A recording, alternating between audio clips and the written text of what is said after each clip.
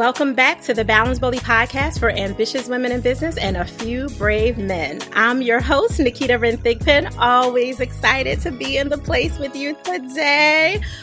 Listen, a lot of things make me excited, but one of the things that makes me just peak a little bit more excitement is when I get an opportunity not only to talk to another potent human, which is very important, especially in this entrepreneurship game, because things can be isolated and lonely and there's some social disconnection, all that. But when they are also a podcast host with a dope podcast, it does a little something extra for me that I just can't hide. So let me introduce you to this dope, potent human and podcaster, woman in podcast, no doubt, Nicole Kalil. She is passionate about eliminating gender expectations. We could literally put a parentheses around it, highlight it, bold it, and then bring it out so everyone can see it as a big umbrella, because that is super important. And her podcast name is Woman's Work, which is totally about all the things that are keeping her up at night and what gets her up in the morning besides her abundant cups of coffee. I really appreciate that Nicole does all things self-care for herself and for her family and has some pretty interesting ways of forecasting that I won't jump into. I'll let her talk about that also helps her family thrive. Nicole, welcome to the BBP. How are you today? Oh my gosh, I am so good right now. Thank you for that intro. I kind of wish you would just walk around my life and like introduce me places. That'd be awesome. I totally will. I'll bring the microphone and make sure I'm plugged into both of our shows at the same time. I like it. I like it. We need soundtracks, the whole deal. Exactly. So you and I were just chopping it up in the green room a little bit about some of the fantastic things that you're doing. And one of the things that popped into your spirit, which I know was connected to the business that you've created that is thriving, that you're working in, but also you're walking your talk and applying some of those techniques in your business to your life and for your family. Could you share with us a little bit more about what's going on in the Kalil world? Yeah, absolutely. So let me say that this sort of stemmed from a while back. I was trying to do a better job of compartmentalizing. I, had been given that feedback. And as a woman, I think sometimes I feel challenged to do that. I'm like, I bring myself everywhere.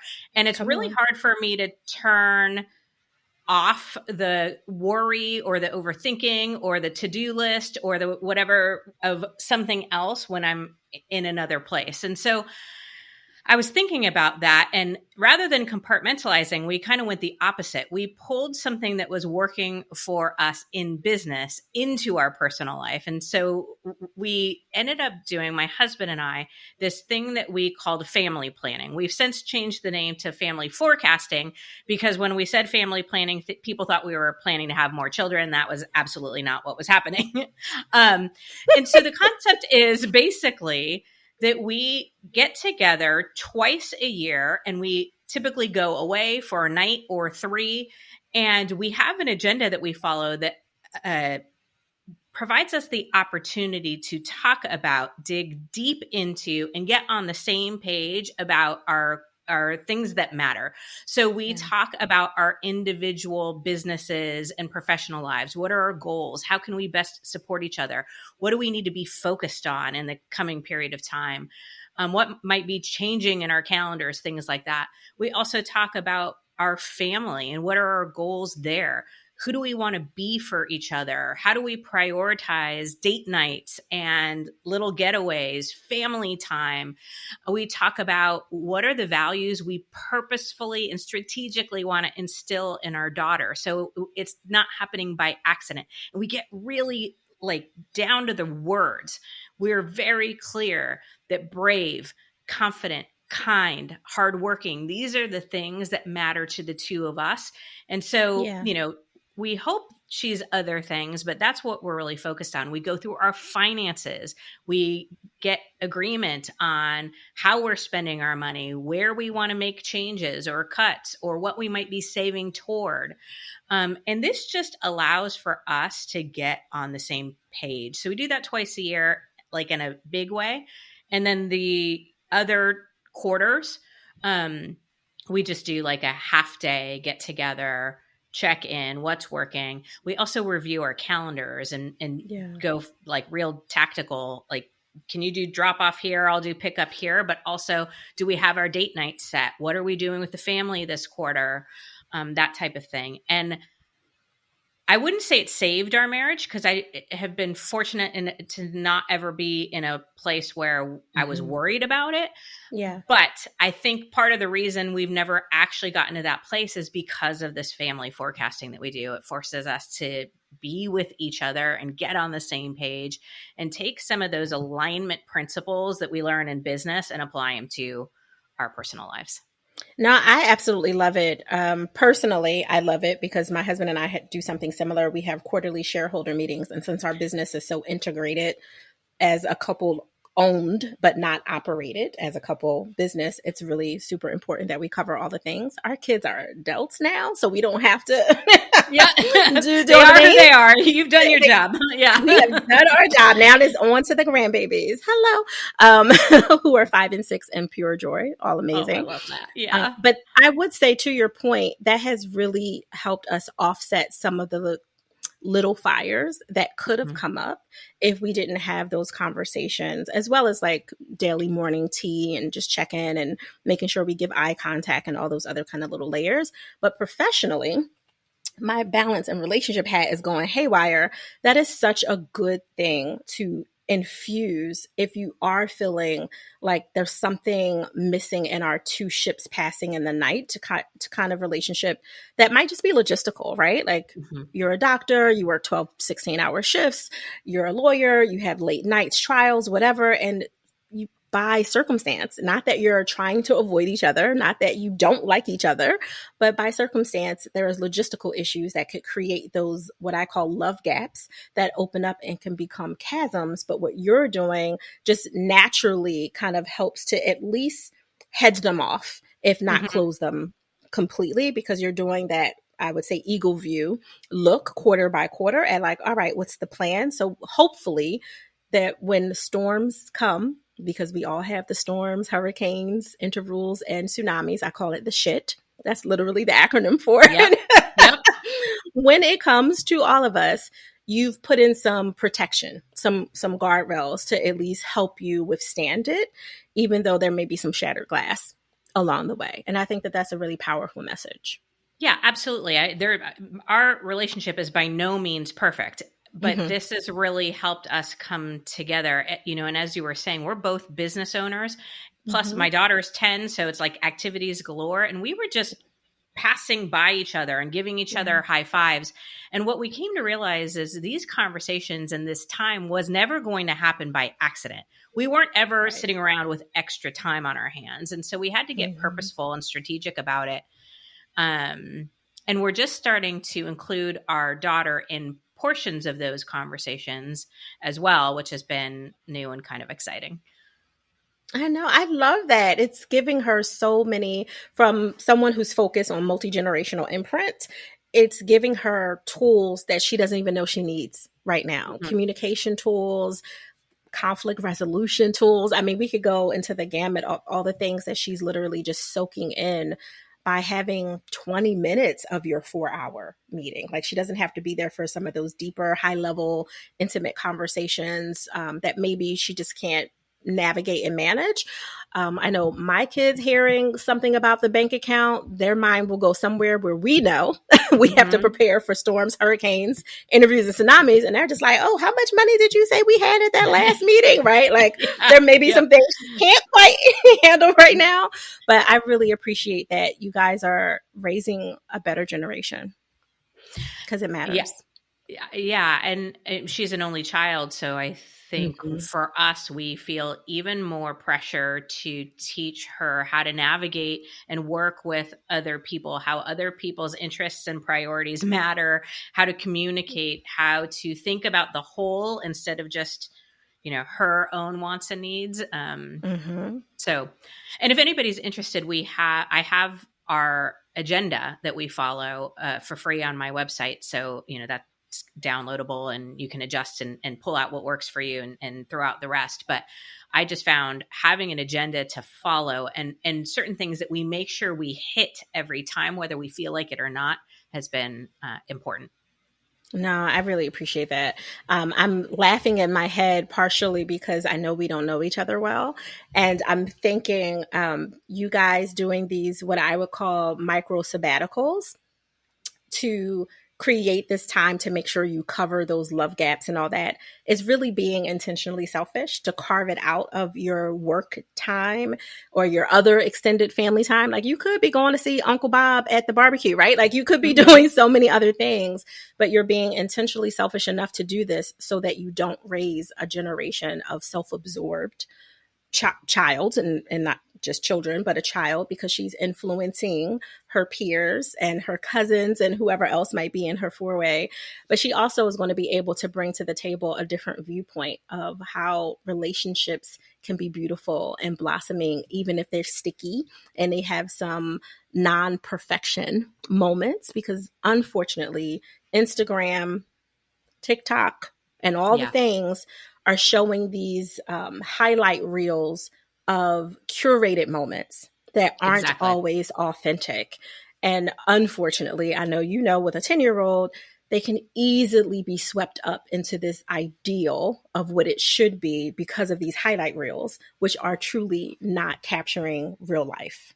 Yeah. We talk almost always about how messy life is and can be because I worry about that. You know, this sort of exposure we all have, not even just kids, but adults, business owners, So you true. know, all of the thing we get these, you know, as you said, highlight reels, these best bits, right? And Mm-hmm. then we have the audacity to compare our normal, everyday, regular lives to those highlight reels. And then we feel bad when we inevitably fall short, which just is a game we cannot win.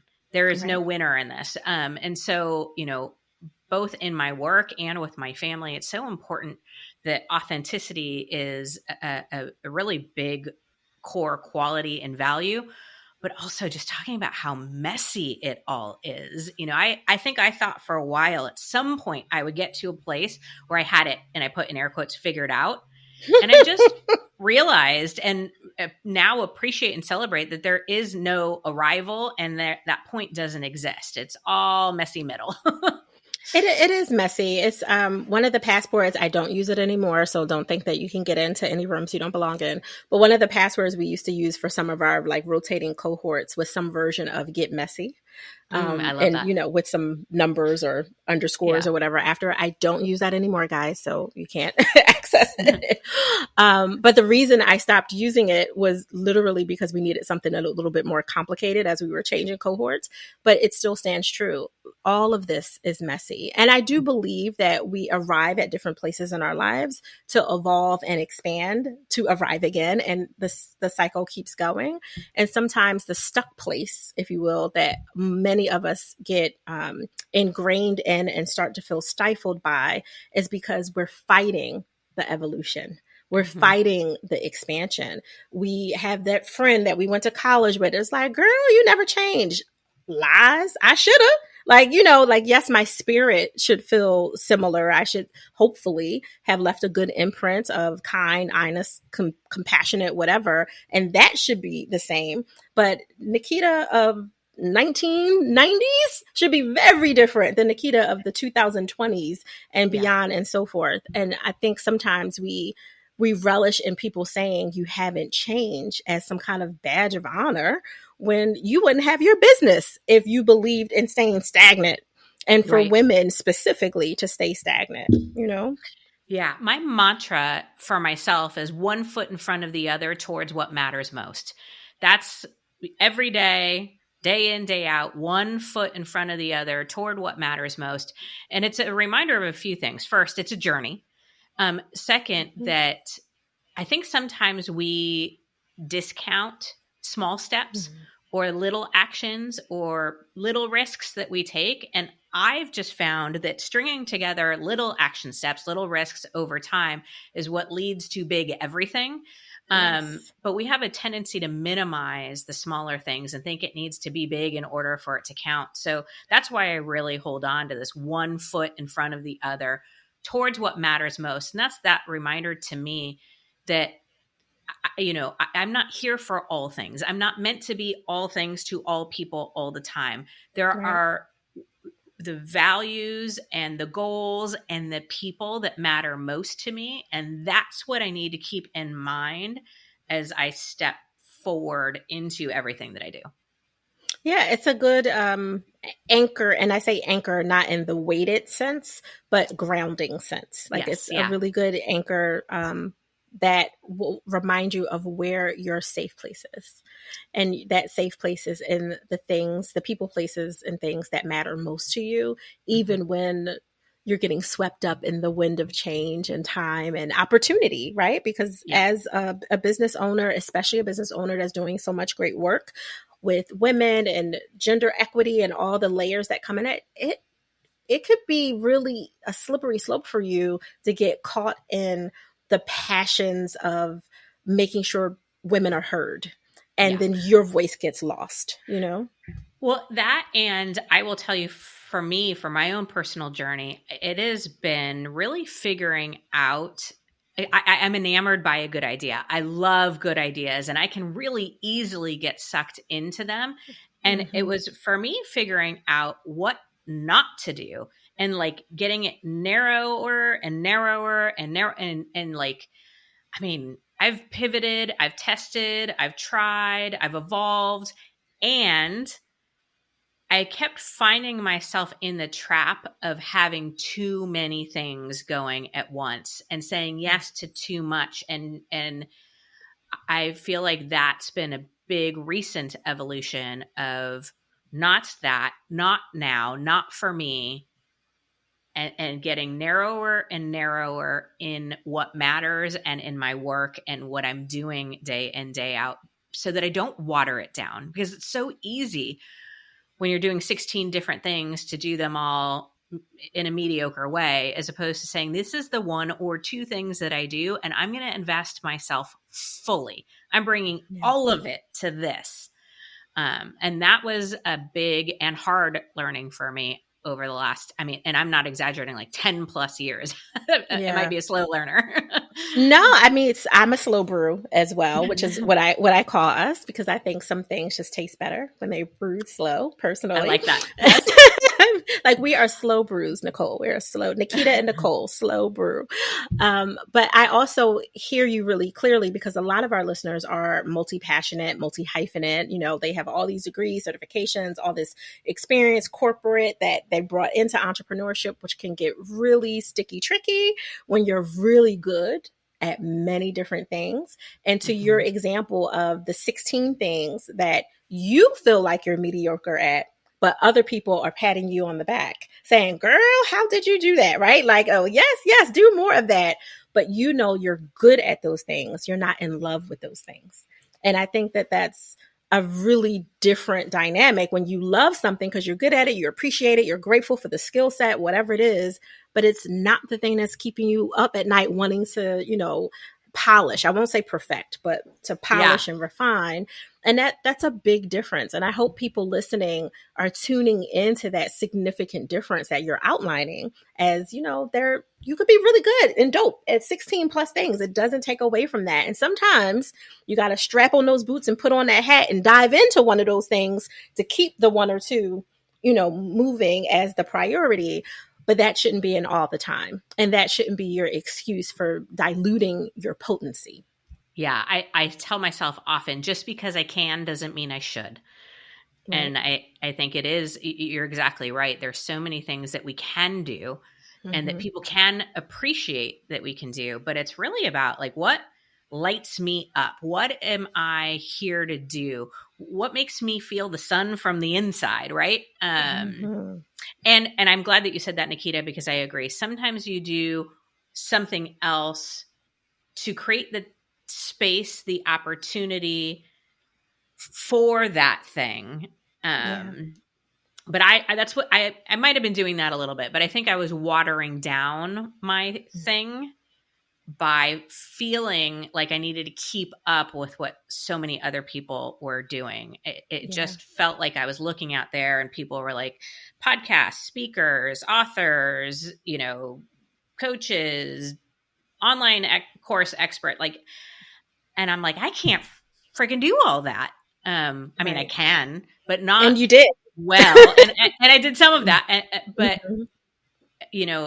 it's the difference between when you're done and you feel empty and exhausted and used Yeah. up versus when you're doing it and you may be tired, but there's this energy and this desire to get out there and do more of it. That for me has been a good distinguishing thing, is like, how do I feel when I'm doing it? How do I feel when it's done? Yeah, no, I really like that. And I'm a visual and kinetic learner and someone who sees and feels and expresses that way. So as you're kind of sharing the difference between the thermometer and the thermostat, right? Like that, the thermometer was all of the variations and the degrees of those cooling and heating that you could do with all those great skills. But the thermostat, the shifting of the temperature to wherever it needed to be, is when you're in your golden place, your anointed place, that place that no one but you can do the way that you do, even though you could do so many things. But this is where your seat of power is like on fire and you're ignited and burn brighter. I love that visual that you gave of, when the sun is lighting up on the inside. Like, oh, like I can feel the warmth of that. And I'm a July baby. So, sun, Me Leo, too. all those things. I'm a Cancer. I'm a Cancer. Okay. All right. I'll take it. You're a July baby. I'll take it. I can't have everything I want. It's fine. I say that when I was just recently introduced to a now new friend almost 9 months ago, and we found out our birthdays are on the same day in July. I was like, that's it. We're friends for life. Yeah, that's it. I love that. I love that. So before we go, I have to ask you, when you're not helping women work through all of the layers of challenges that society has tried to put on them, to vomit on them, when you're not podcasting, being a great wife and mother and an expert in your seat of power that you are, how are you giving yourself permission to pause? Yeah, so I am an avid reader and I love it. It gives me energy. So I'm actually an introvert, which a lot of people, I describe myself as an introvert doing extroverted work. Like I like it. And so I really need downtime, alone time. I only work 30 hours a week. I build into my calendar time for reading, time for managing things behind the scenes of my business, downtime, off time, no makeup time, pajama time. I mean, like I have a day a week where I don't get dressed.